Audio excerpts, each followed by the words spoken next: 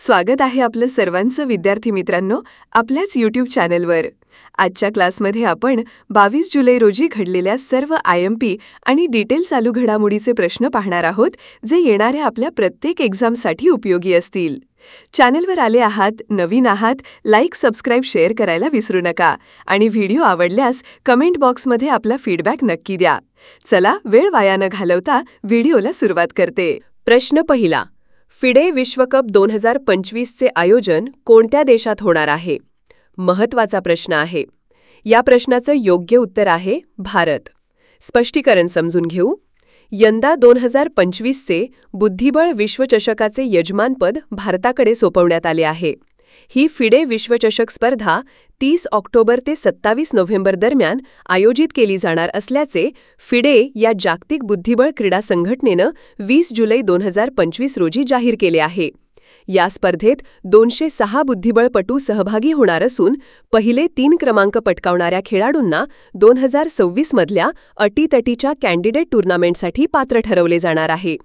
कालच्या व्हिडिओमध्ये आपण बुद्धिबळ दिनाविषयी सविस्तर माहिती पाहिली होती। ओके, पुढचा प्रश्न पाहू।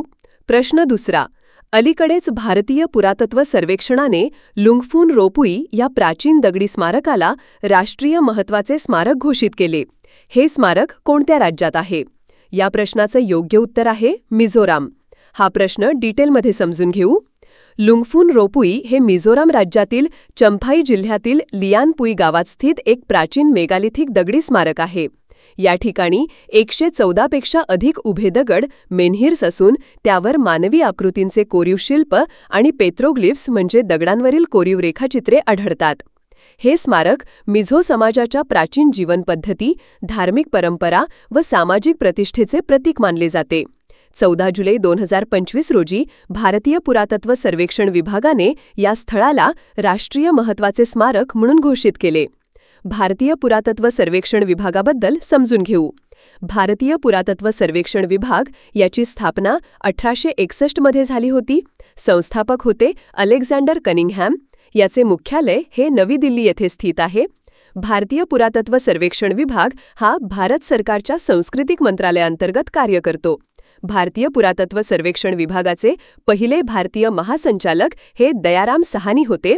पहिली भारतीय महिला महासंचालक ही देबाला मित्रा होती आणि सध्याचे महासंचालक आहेत यदुबीर सिंग रावत। ओके, प्रश्न तिसरा, ग्रीन हायड्रोजन परिषद 2025 चे आयोजन कुठे करण्यात आले होते? या प्रश्नाचं योग्य उत्तर असणार आहे अमरावती, आंध्र प्रदेश। स्पष्टीकरण समजून घेऊ। ग्रीन हायड्रोजन परिषद 2025 ही एक राष्ट्रीय पातळीवरील परिषद होती, ज्याचे आयोजन 18 ते 19 जुलै 2025 रोजी अमरावती, आंध्र प्रदेश येथे करण्यात आले होते। या परिषदेमध्ये भारतभरातील वैज्ञानिक, उद्योगतज्ञ आणि धोरणकर्ते एकत्र येऊन ग्रीन हायड्रोजनच्या उत्पादन, साठवण आणि वापराच्या शक्यतांवर चर्चा करत होते। याचे उद्घाटन मुख्यमंत्री एन चंद्रबाबू नायडू यांनी केले। परिषदेमध्ये पर्यावरणपूरक ऊर्जेच्या भविष्यासाठी महत्त्वपूर्ण निर्णय घेण्यात आले आहेत। ओके, पुढचा प्रश्न पाहू। प्रश्न चौथा, भारत सरकारने भारताला ऑटोमोटिव्ह क्षेत्रात जागतिक अग्रणी बनवण्यासाठी कोणती योजना सुरू केली आहे?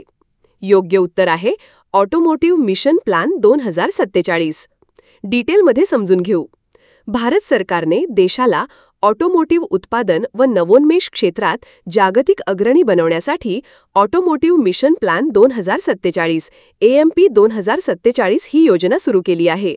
ही योजना 3 टप्प्यांमध्ये 2030, 2037, 2047 या काळात अंमलात आणली जात आहे।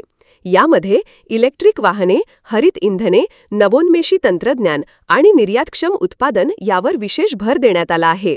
ही योजना भारताच्या आर्थिक वाढीला चालना देणारी असून रोजगार निर्मितीसाठीही उपयुक्त आहे। ओके, नंतरचा प्रश्न आहे। प्रश्न पाचवा, जुलै 2025 मध्ये सुशासन प्रथांवर राष्ट्रीय संमेलनाचे आयोजन कुठे करण्यात आले होते? या प्रश्नाचं योग्य उत्तर आहे भुवनेश्वर। स्पष्टीकरण समजून घेऊ। सुशासन प्रथांवर राष्ट्रीय संमेलन 17-18 जुलै 2025 रोजी भुवनेश्वर, ओडिशा येथे आयोजित करण्यात आले होते। या संमेलनाचे उद्घाटन ओडिशाचे मुख्यमंत्री मोहन चरण माजी व केंद्रीय मंत्री जितेंद्र सिंह यांच्या उपस्थितीत झाले। या संमेलनात देशभरातून 400हून अधिक वरिष्ठ अधिकारी व प्रतिनिधींनी सहभाग घेतला।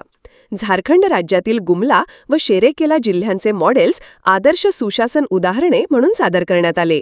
या संमेलनाचा उद्देश होता देशभरात उत्तम प्रशासन आणि पारदर्शक, जबाबदार, तंत्रज्ञान सक्षम व लोकाभिमुख शासन प्रणाली स्थापन करण्यासाठी अनुभव व पद्धतींचा आदानप्रदान करणे. ओके, नंतरचा प्रश्न आहे. प्रश्न 6. 2025च्या फिसू वर्ल्ड युनिव्हर्सिटी गेम्समध्ये 50 मीटर बटरफ्लाय जलतरण प्रकारात 24 सेकंदांपेक्षा कमी वेळेत पोहोणारा पहिला भारतीय खेळाडू कोण बनला आहे? या प्रश्नाचे योग्य उत्तर आहे बेनेडिक्टेशन रोहित. डिटेलमध्ये समजून घेऊ. 2025ची फिसू वर्ल्ड युनिव्हर्सिटी गेम्स ही स्पर्धा जर्मनी येथे पार पडली. या स्पर्धेत भारताच्या बेनेडिक्टेशन रोहित याने 50 मीटर बटरफ्लाय जलतरण प्रकारात भाग घेतला. त्याने 23.96 सेकंद वेळ नोंदवून ही शर्यत पूर्ण केली आणि 24 सेकंदांखाली पोहणारा पहिला भारतीय ठरला. ही कामगिरी राष्ट्रीय विक्रम असून भारतीय जलतरणासाठी एक ऐतिहासिक टप्पा आहे. त्याच्या या यशामुळे भारताची ओळख आंतरराष्ट्रीय जलतरण क्षेत्रात अधिक दृढ झाली आहे. ओके. प्रश्न 7. 2025मध्ये मालदीवने आपल्या स्वातंत्र्य दिनाच्या निमित्त कोणत्या देशाच्या पंतप्रधानाला गेस्ट ऑफ ऑनर म्हणून आमंत्रित केले आहे?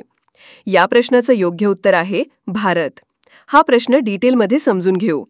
मालदीवने 26 जुलै 1965 रोजी ब्रिटनकडून स्वातंत्र्य मिळवले होते. तेव्हापासून दरवर्षी 26 जुलै हा मालदीवचा स्वातंत्र्य दिन म्हणून साजरा केला जात आहे. मालदीवने आपल्या 60व्या स्वातंत्र्य दिनानिमित्त भारताचे पंतप्रधान नरेंद्र मोदी यांना गेस्ट ऑफ ऑनर म्हणून आमंत्रित केले आहे. हे निमंत्रण मालदीव-भारत संबंध पुन्हा सुधारण्याच्या दिशेने एक महत्त्वाचे पाऊल मानले जात आहे. मालदीवचे राष्ट्रपती कोण आहेत? मोहम्मद मोइझू. ओके. प्रश्न 8. इंडियन गोल्फ प्रीमियर लीग 2025चा ब्रँड अँबॅसिडर म्हणून कोणाची निवड करण्यात आली आहे? योग्य उत्तर आहे युवराज सिंग. स्पष्टीकरण पाहू. इंडियन गोल्फ प्रीमियर लीग म्हणजे IGPL 2025 ही भारतातील एक नवीन व्यावसायिक गोल्फ लीग आहे, जी IPL प्रमाणे फ्रँचायझी आधारित स्पर्धा आहे. या लीगचा मुख्य उद्देश म्हणजे भारतात गोल्फसारख्या कमी प्रसिद्ध खेळाला प्रोत्साहन देणे आणि खेळाडूंना व्यासपीठ उपलब्ध करून देणे आहे. भारताचे माजी आंतरराष्ट्रीय क्रिकेटपटू युवराज सिंग यांना IGPLचा ब्रँड अँबॅसिडर आणि को-ओनर म्हणून नियुक्त करण्यात आले आहे. युवराज सिंग यांच्या सहभागामुळे लीगला मीडिया कव्हरेज, प्रसिद्धी आणि क्रीडा विश्वात अधिक विश्वासार्हता व आकर्षण मिळाले आहे. ही लीग 2025 मध्ये सुरू होणार असून विविध राज्यांतील फ्रँचायझी संघ, राष्ट्रीय व आंतरराष्ट्रीय गोल्फपटू सहभागी होणार आहेत. ओके. नंतरचा प्रश्न पाहू. प्रश्न 9. 2025 फिडे महिला विश्वकपच्या इतिहासात सेमीफायनलमध्ये पोहोचणारी पहिली भारतीय महिला खेळाडू कोण बनली आहे? योग्य उत्तर आहे कोनेरू हम्पी. हा प्रश्न डिटेलमध्ये समजू. 2025 मध्ये सुरू असलेल्या फिडे महिला विश्वचषक स्पर्धेत कोनेरू हम्पीने इतिहास रचला. ती या स्पर्धेच्या सेमीफायनलमध्ये पोहोचणारी पहिली भारतीय महिला बनली. या स्पर्धेचे आयोजन जॉर्जिया देशातील बटुमी या शहरात 6 जुलै ते 28 जुलै 2025 दरम्यान करण्यात आले आहे. ही स्पर्धा नॉकआउट स्वरूपात खेळवली गेली, ज्यामध्ये जगभरातील सर्वोत्कृष्ट महिला बुद्धिबळपटू सहभागी झाल्या होत्या. कोनेरू हम्पीने चीनच्या IM सॉंग युक्सिन यांचा पराभव करून क्वार्टर फायनल जिंकला आणि सेमीफायनलमध्ये प्रवेश केला. जागतिक महिला विश्वचषकाच्या अंतिम 4 मध्ये पोहोचणे ही तिच्यासाठी ऐतिहासिक उपलब्धी ठरली आहे. ओके. 10वा प्रश्न. राष्ट्रीय ध्वज दिवस कधी साजरा केला जातो? योग्य उत्तर आहे 22 जुलै. स्पष्टीकरण समजून घेऊ. 22 जुलै 1947 रोजी भारताच्या संविधान सभेने तिरंगा ध्वजाला राष्ट्रीय ध्वज म्हणून अधिकृत मान्यता दिली. त्याचे स्मरण म्हणून 22 जुलै हा राष्ट्रीय ध्वज दिन म्हणून साजरा केला जातो. तिरंगा ध्वजात 3 रंग असतात: भगवा, पांढरा व हिरवा, जे अनुक्रमे त्याग, शांतता आणि समृद्धीचे प्रतीक आहेत. ध्वजाच्या मध्यभागी असलेले नीळ अशोक चक्र हे सत्य, धर्म आणि 24 तास कार्यशीलतेचे प्रतीक आहे. ध्वजाचे प्रमाण 3:2 असून तो पिंगळी व्यंकय्या या स्वातंत्र्य सैनिकाने डिझाईन केला होता. भारत ध्वज संहिता 2002 नुसार ध्वजाच्या वापराचे नियम निश्चित करण्यात आले व 26 जानेवारी 2002 पासून सामान्य नागरिकांनाही ध्वज फडकवण्याचा अधिकार प्राप्त झाला. ओके. धन्यवाद विद्यार्थी मित्रांनो. हे होते आजचे आपले टॉप 10 प्रश्न. व्हिडिओ आवडल्यास लाईक, सबस्क्राईब, शेअर करायला विसरू नका आणि व्हिडिओ कसा वाटला हे कमेंट बॉक्समध्ये नक्की कळवा. Thanks for watching.